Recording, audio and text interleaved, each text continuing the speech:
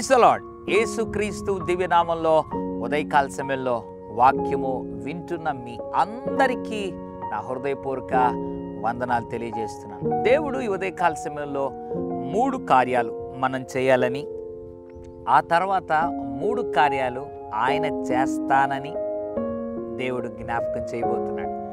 ఏంటప్పా నేను చేయబోయే 3 కార్యాలు? దేవుడు ఏ 3 కార్యాలను నన్ను చేయమంటున్నాడు? దేవుడు ఏ 3 కార్యాలు తను చేస్తాడు అని ఆలోచిస్తున్నావా? ఏం లేదండి, మనందరికీ తెలిసిన సుపరిచితమైనటువంటి వచనం మత్తయి 7:7. అడుగుడి మీకు ఇవ్వబడును, వెదకుడి మీకు దొరుకును, తట్టుడి మీకు తీయబడును. Praise the lord.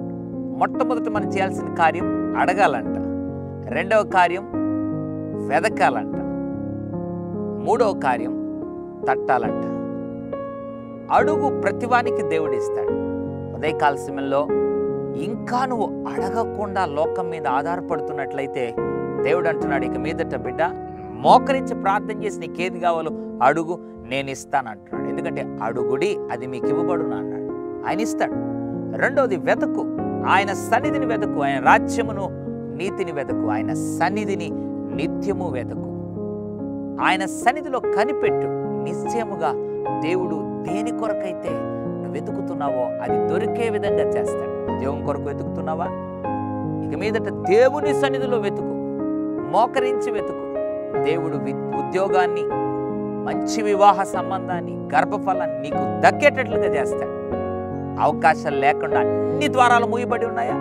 దేవుని సన్నిధిలో మోకరించి తట్టు, ప్రభువా కార్యాలు చేయి ప్రభువా అని దేవుని సన్నిధిలో తట్టు. తప్పకుండా ప్రభు నూతన ద్వారాలను తెరుస్తాడు. కాబట్టి 3 కార్యాలు మనం చేయాలి: అడగాలి, వెతకాలి, తట్టాలి. దేవుడు చేయబోయే 3 కార్యాలు దేవుడు ఇస్తాడు, దేవుడు దొరికే విధంగా చేస్తాడు. మనకు ఏది కావాలో మూడవదిగా దేవుడు తలుపులు తెరుస్తాడు. ఈ గొప్ప ఆశీర్వాదము మన జీవితాల్లో ప్రభు నిత్యము అనుగ్రహించి నడిపించునుగాక. పరిశుద్ధుడ తండ్రి, నీకు వందనాలు.